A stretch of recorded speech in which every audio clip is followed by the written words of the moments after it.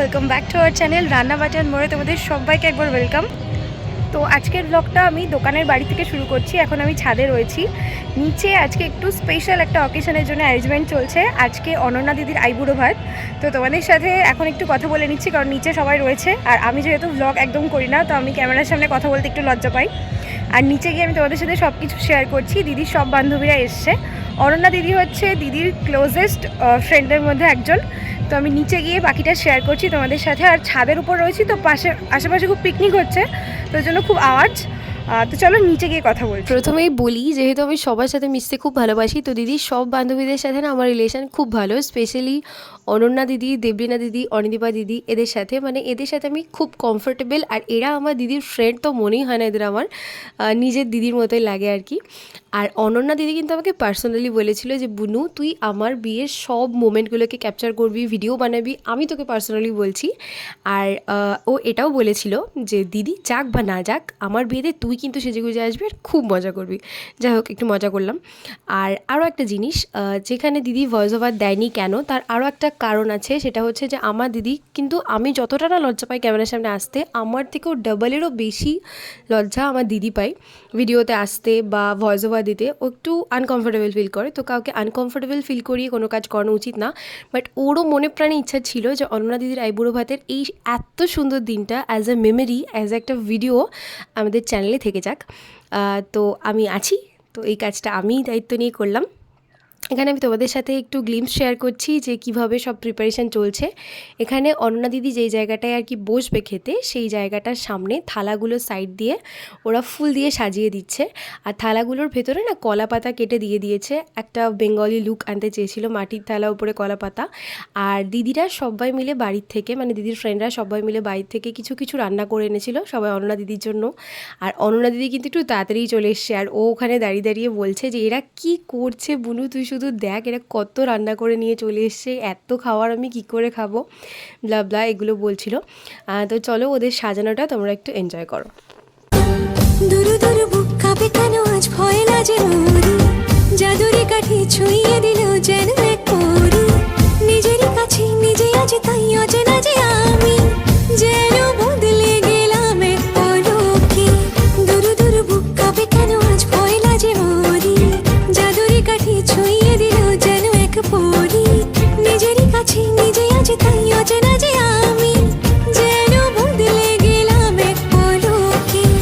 এলো যে এলো খুশির লগন, এলো যে এলো খুশির লগন, আসবে সে তাই লাজে রাঙা মন, আসবে সে তাই লাজে রাঙা মন, মেতেছে আনন্দে আজ প্রাণ যে। বরণডালা সাজা হলুদে সার বাজা, মনে হবে আজ সীমন্তিনী, ফুলেরই মালায় কাজলে আলতায়, মনে আমাদের গরবিনী। বরণডালা সাজা হলুদে সার বাজা, মনে হবে আজ সীমন্তিনী, ফুলেরই মালায় কাজলে আলতায়, মনে আমাদের গরবিনী। স্কুল লাইফ, কলেজ লাইফে বান্ধবীর পাশে বসে একসাথে টিফিন শেয়ার করে খাওয়া থেকে শুরু করে আইবুড়ো ভাতের দিন বান্ধবীর পাশে বসে দুপুরের লাঞ্চ কমপ্লিট করাটা, এই ফিলিংসটা সত্যিই আলাদা। আর তারা সত্যি অনেক লাকি হয় যাদের বন্ধুত্বগুলো এরকমভাবেই টিকে যায় বা অটুট থেকে যায়। আর বন্ধুত্ব হলো একমাত্র একটা সম্পর্ক, যেই সম্পর্কটা ভগবান উপর থেকে তৈরি করে পাঠায় না, যেটা আমরা নিজেরা তৈরি করি। তাই না? বন্ধুত্বগুলো কত সুন্দর হয়। তো এরপর চললো একটু ফটোশ্যুট। আর এখানে মডেল হচ্ছে অনন্যা দিদি, আর ফটোগ্রাফার অ্যাজ অলওয়েজ দেবলীনা দিদি, কারণ দেবলীনা দিদি খুব সুন্দর ছবি তোলে। তো চলো, এরপর হচ্ছে আশীর্বাদ পর্ব ছিল। আশীর্বাদ বলতে অনন্যা দিদিকে আমরা সবাই একটু পায়েস খাইয়ে দিয়েছিলাম। এবার তোমরা একটু আশীর্বাদ পর্বটা এনজয় করো।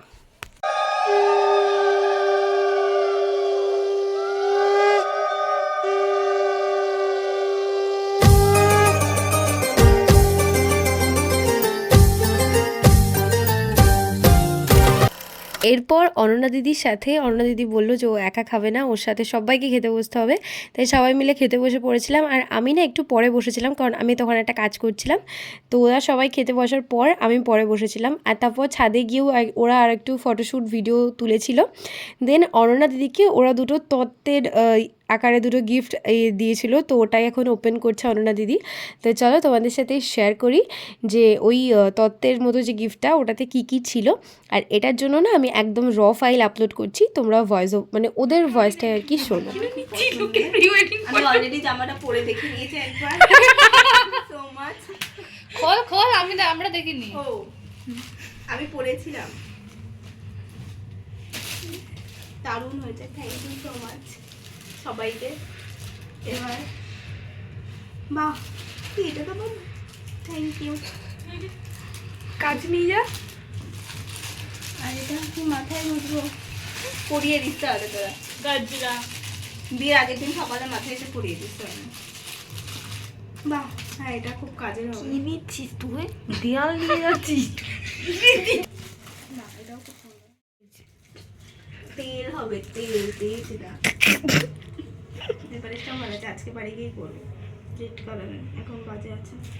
Thank you.